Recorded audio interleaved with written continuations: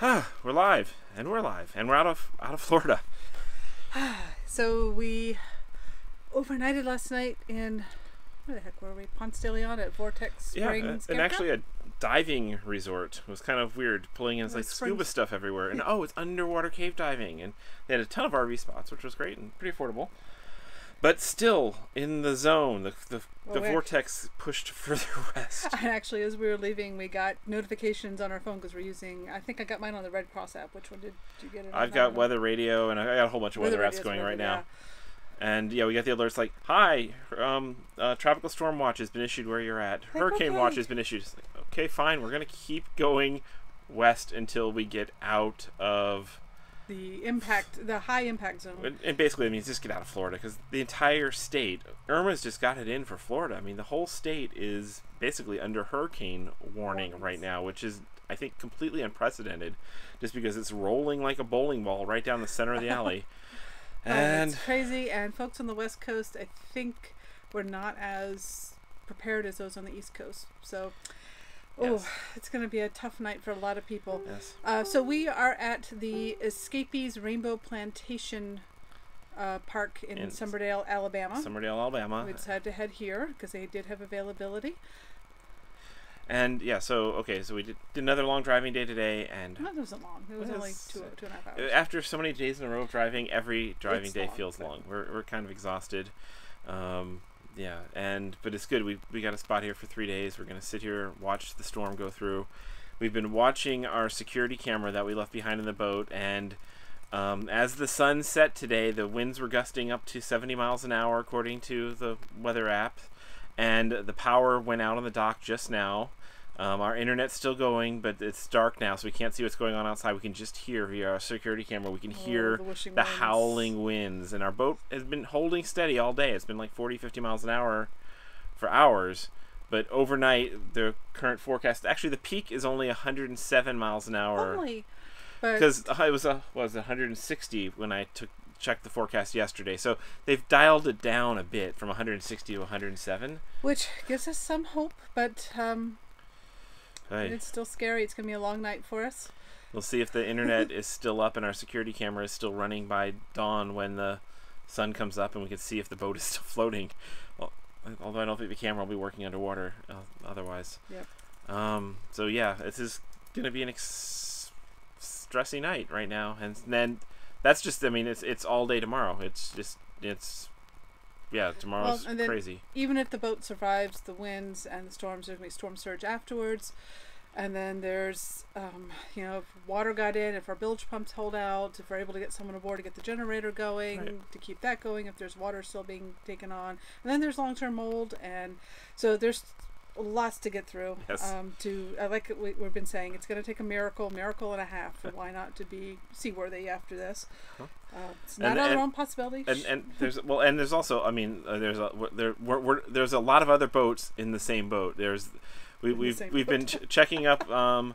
Our friend Bob Williams has been posting videos of his boat. He's actually staying in Marathon on shore, monitoring his boat that he's got tied up at the docks, and we've been watching his little video posts, and hopefully he gets to he says he's got access to a secure federal building to be safe overnight. So we know a few people who are in Marathon who are riding it out, and we know a lot of people who left boats in Marathon and who bugged out at the last minute, and it's gonna be, we'll see how big the mess is. Oh my gosh, it's gonna be a mess. One way or the other, it'll be a mess. We got Zephyr out. We have one of our homes saved. We probably will get some 30 to 45 mile hour gusts here on Monday.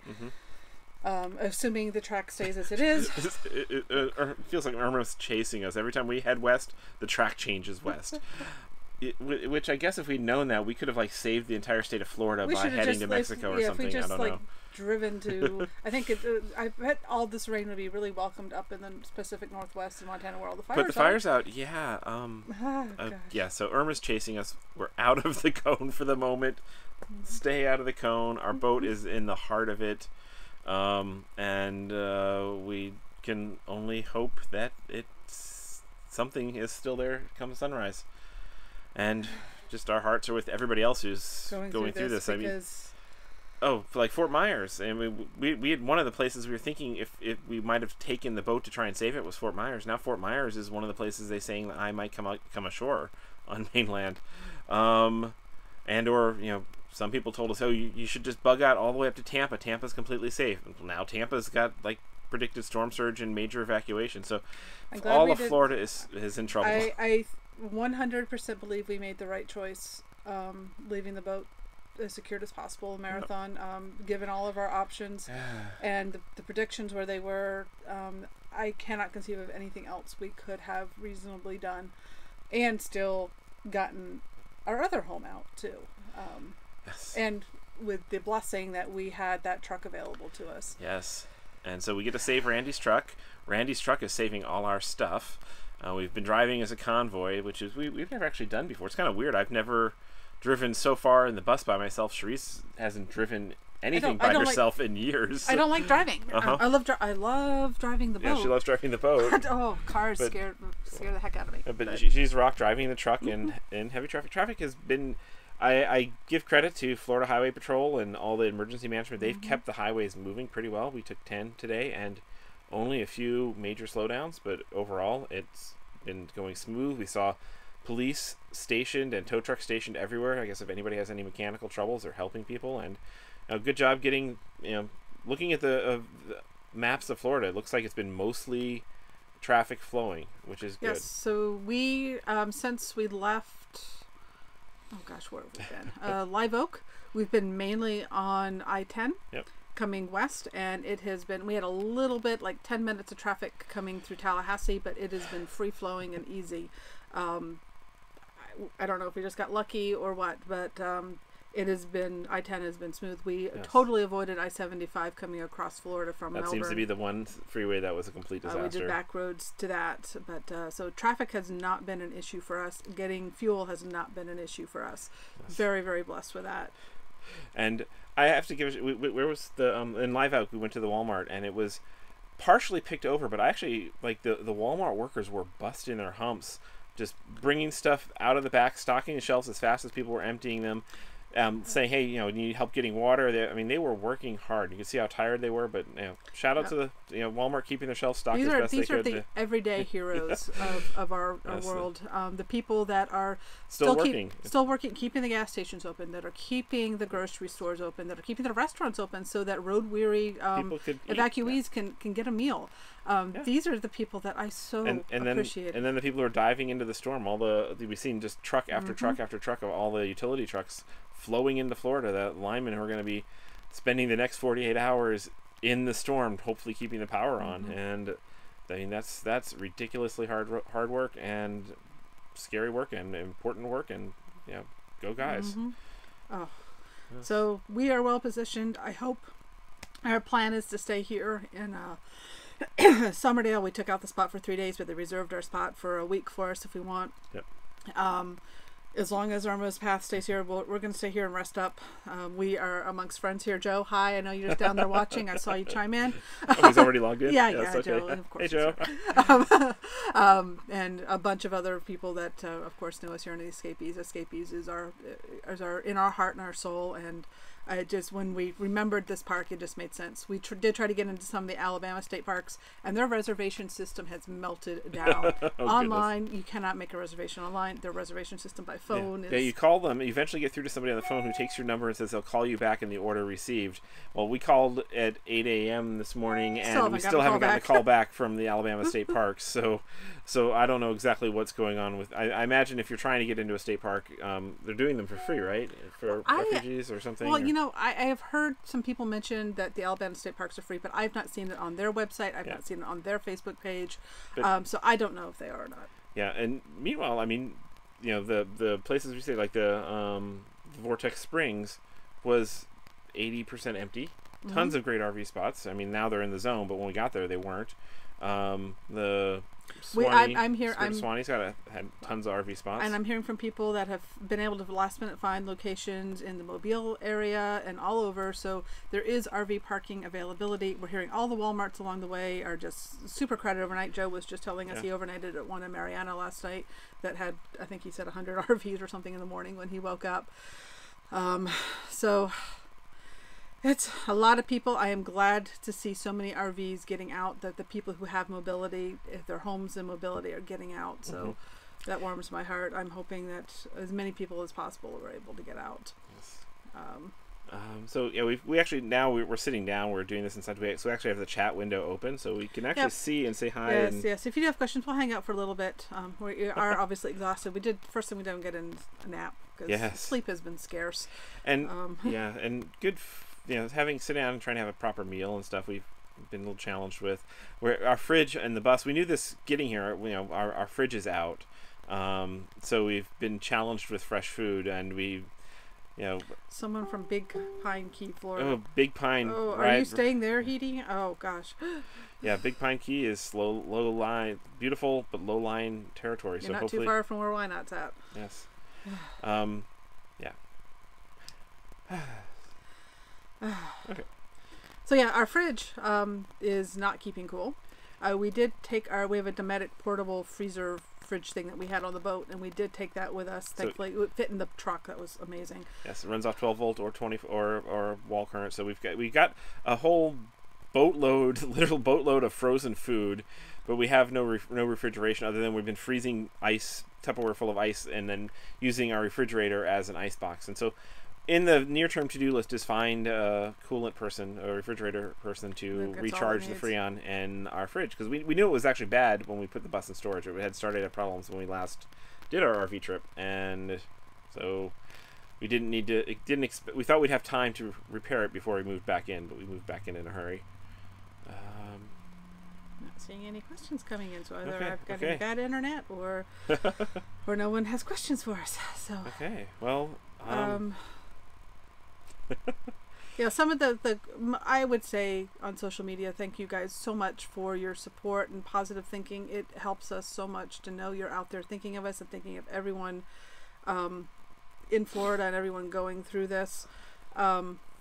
And of course, there's some armchair captains out there who said they would have done things differently, and unless you're there in the moment and you have to make these decisions with the information you have. And well, we've actually heard from several armchair captains who've changed their mind now. They're like, oh yeah, no, there's no right answer in Florida. You stayed in the marina. I changed my mind. That's what I would have done now. Good call. It's like, okay. Yeah, maybe your first, before you had information, you thought, oh, yeah, just drive the boat up the coast. You'd be fine. Yeah, when so many people say, oh, just start driving up the Gulf Coast. I'm like, have you looked at the tracks? There is no coast of Florida. There is no place we could have gotten with the boat that was guaranteed safe. And whereas we could go to our bus and get our bus guaranteed safe someplace. So we chose to make sure one of our houses would be out of harm's way. And the one that we knew we safely could get out of harm's way, given these conditions, we had more options in the bus than we did in the boat. Yes. Because up until even last night, no one knew if it's going to go east or west. Now, we kind of had a feeling it would go west coast because the Euro models were projecting that way. But we even had somebody who was like chiming in saying, well, that was my boat. I just sailed right across to Mexico. And I'm like, well, A, there's another hurricane hitting Mexico, and we don't have an open water boat. This is not an open water boat. What on crazy land? Or like, you should just go across to Cuba. Did you see where the hurricane just went? Oh. We have requests to show Kiki. I'm gonna go get Kiki. Okay, yes. People want to prove evidence that our cat is still alive. Okay, and I'm also getting alert that the connection is bad, so the stream might be dropping out. So. You gotta go on camera. Yes. We do not know if YouTube is actually still recording this. Hopefully it's caught up. For whatever reason, all the cellular providers, maybe because everybody's trying to stream live views of Technomatty, who's sitting right next door to him. Yes. There's the Kiki. She is good. She has been such a trooper through this. Oh, she's good. She navigated. We let her do all the navigating. She got us here. Yeah, she would alternate between riding in the truck or riding in the bus. She is such an adaptable cat, and she keeps us stress-free, except for at dinner time. We changed time zones, so she's all confused about dinner time. Yes. But there's Kiki. There you go. I'll let you go now. Yes. She's been concerned. She's been watching the security camera from the boat, seeing how it's bouncing around. And oh yeah, we're starting to hear the noises of just the wind howling. Is about all we could see. A black screen. It looked like there's somebody who might have been walking the dock with a flashlight at Bird Eye. So whoever that is, you're brave. Stay safe. and yeah, power's out. So Christina asked, how long do you expect it to take to get back to your boat after the hurricanes? I don't even think the governor of Florida knows that right now. So we do know from past hurricanes that Marathon will not open up to the public. First response will be allowed down. There will be those who have these resident return stickers, which we are not residents, so we do not have the such. We may be able to talk with our marina owner and get some sort of provision to get back down there earlier than the public. But it's going to take them opening up the roads and the bridges not being washed out. Yes. So we are anticipating it could be weeks to months before we can get back to the boat. Yep. If we can get back to, if there's a boat to get back to. So yeah, we might go to Florida and try to do volunteer work because we're self-contained. And people are asking how to look at the security camera. And it's not something that's it's easily shareable. It's that there's an app on my phone that I can use to view it. I have recorded a few clips, and we'll maybe show them at some point. But there's not really a lot to see. The boat, so far, is looking great. You'll see the lines pulling tight, and now it's dark. So the wind was picking up right as the sun went down, and now all we can do is hear howling. And people ask how it's being powered. It was powered by the boat was plugged in.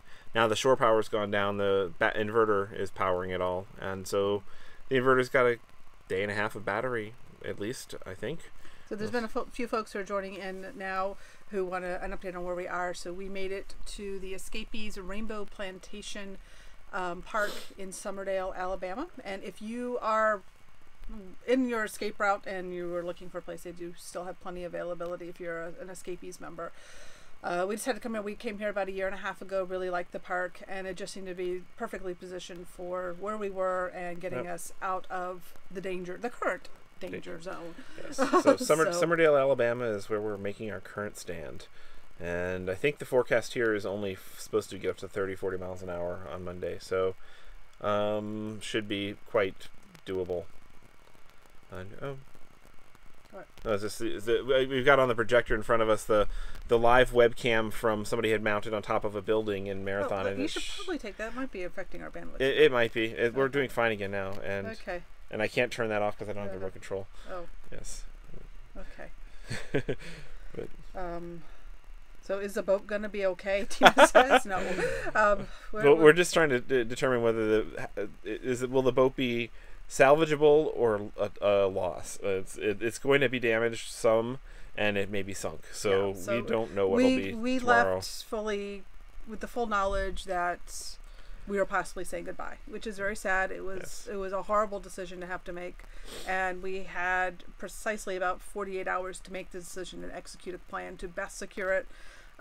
We made all efforts we could to secure it in case this eye went further off than predicted at the time. Unfortunately, it looks like it's coming close, but it is slowed down, so we shall see. I left the lines in a spider web spring tie that should be able to handle, I would guess, 10 to 15 feet of surge pretty easily. But there's so many other things that can go wrong. Bashing, lines can break. We have double lines, of course. There's so much that can go wrong. And there's tornadoes, there's other boats that could crash into it, there's water coming in, there's so much. Here's the current storm tracker view of Marathon. I'm not sure the camera's going to lock it. It's basically the radar just can't even resolve. It's just all giant yellow peak of storm zone right now. It looks like the eye is going to go right between Marathon and Key West, which means we might end up in the eye wall. Current wind in Marathon is only 51 miles an hour, gusting to 65 according to Weather Underground. And the forecast overnight, up to 130 miles an hour. Tomorrow, 100 to 115 miles an hour. By tomorrow night, it gets down to 80 miles an hour. Oh my goodness. It's scary. A lot of questions on we do have insurance on the boat. That was definitely a factor in our decision making.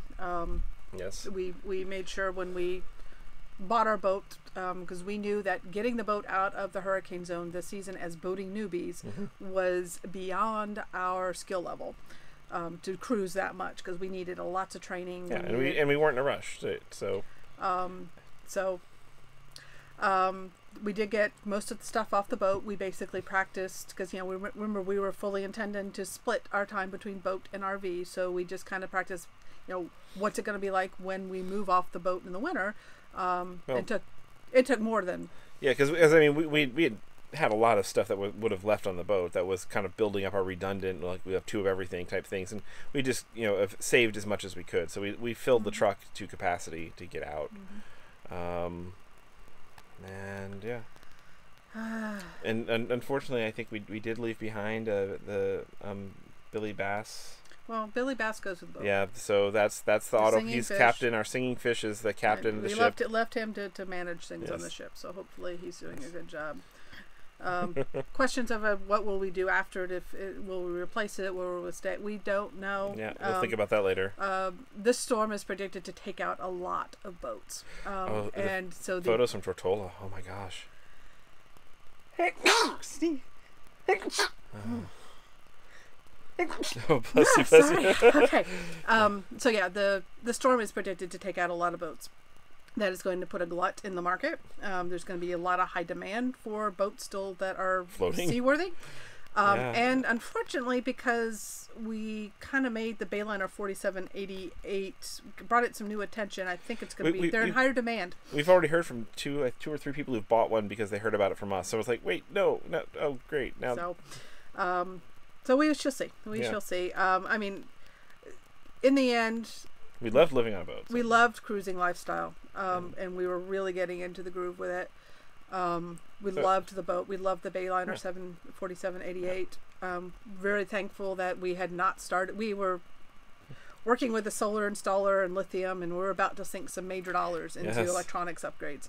So I'm very, very thankful that didn't come together in time. We had not clicked order on a lot of new electronics yet. So, oh my gosh, that was literally days away. Right now, if the storm hadn't come, we would probably be rewiring the boat. So this is actually, it saved us a ridiculous amount of effort.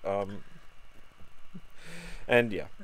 At some point, we'll be on a boat of some sort again, but who knows how long it'll take us. Yeah, so, the dream lives in our hearts, and it will be there. And yeah, we saved the important things. Like, we've got our great loop burgee, so at some point we will be able to resume our looping with, some sort of different thing. Yeah, didn't let that go down with the ship.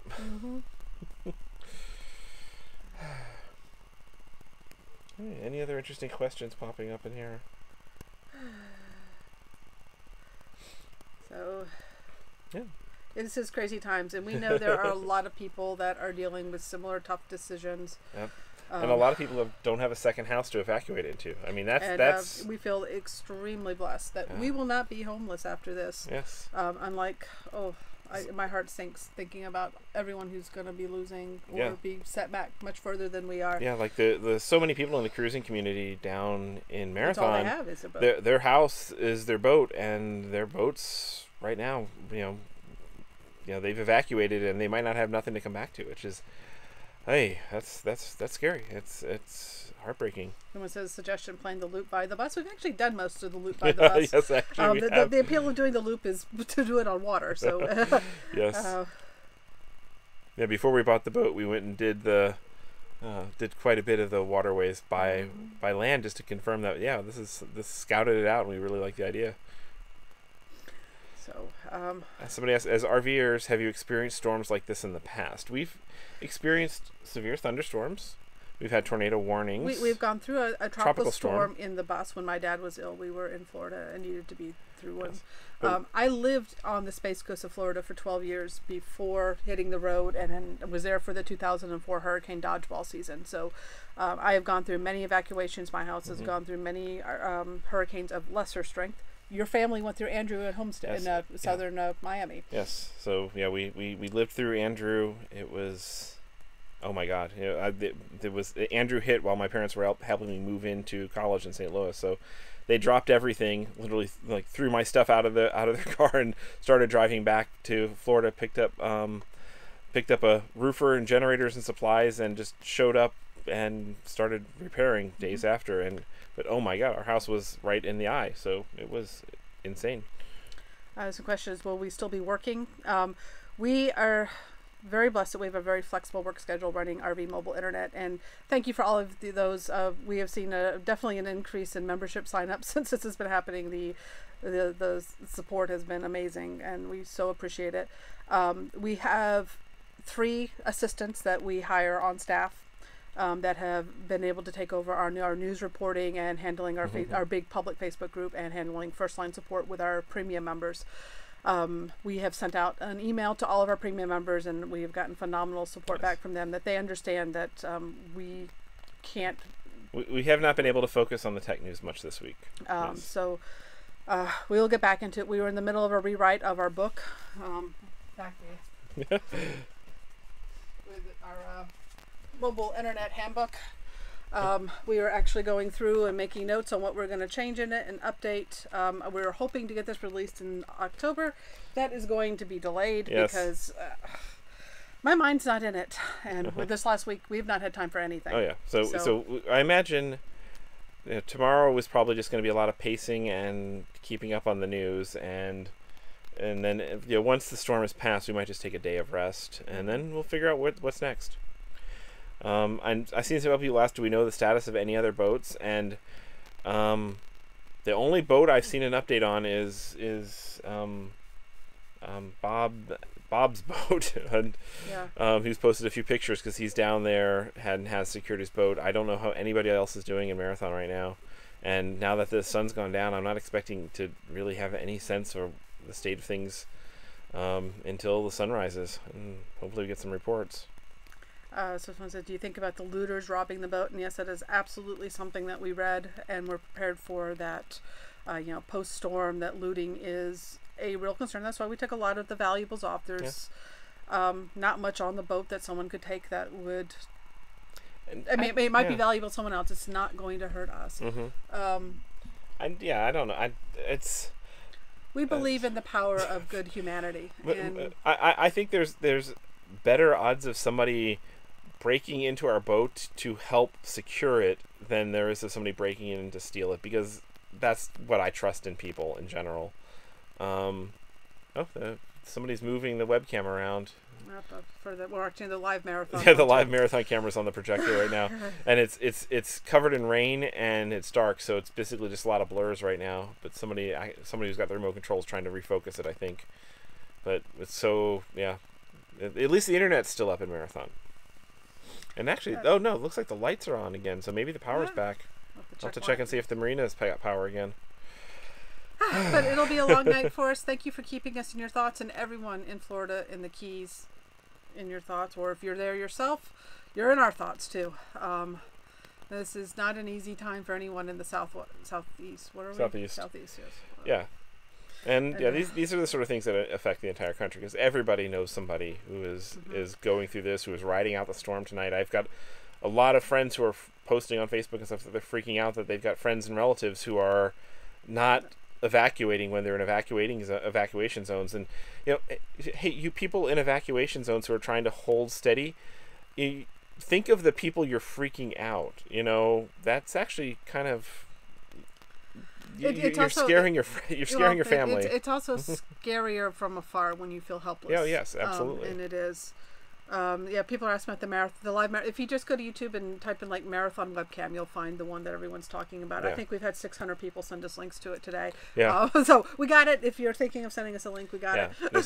Google, YouTube Marathon Live. Marathon Florida Live, otherwise you'll get races. Marathon Florida Live, and you'll see the top hit, 10,000 people watching a very blurry webcam. Yes. All right, guys, we're going to find some dinner. And Joe suggested we have a glass of wine. I think that's an excellent idea. Yes. And we're probably going to try to get a full night's sleep tonight, because tomorrow... I don't think I can sleep tonight. I know, probably not. Okay. And hopefully Irma does not shift tracks and we don't have to move tomorrow. Yes. Because I am freaking tired of moving every single day. If Irma swings west and says, hey, we're heading for Mobile, Alabama, I just don't know what I'm going to do. It's like, you're chasing me. Go away. No, don't come after me anymore. And thank you to our patrons. We just started a patron just before this all happened, and I just have to say, best thing we ever did. We've already got 120 or so folks who have joined us over there. And this is not for let's make money off of it. This is just as having people that we can get to know as opposed to just random YouTube comments. And having more of a closed community. Yeah, so if that's something you want to come and join over, we've been sharing kind of more of our daily behind the scenes updates there. It's just more of a community of people who have our back, and we love it. The small bar to entry, we just put the minimum of $1, and it's been amazing. I'm kicking myself that we didn't do it earlier. Yeah, so it gives us a chance to get to know people two ways a little bit easier. And so, hey, yeah, anyway, but we're going to still always keep doing these sort of YouTube-y things as well. And yeah, anyway, this is our update. We've escaped Florida. We're in Alabama. Our boat is about to have a hurricane eye go over it. That's the summary. And all right. Hey, good night.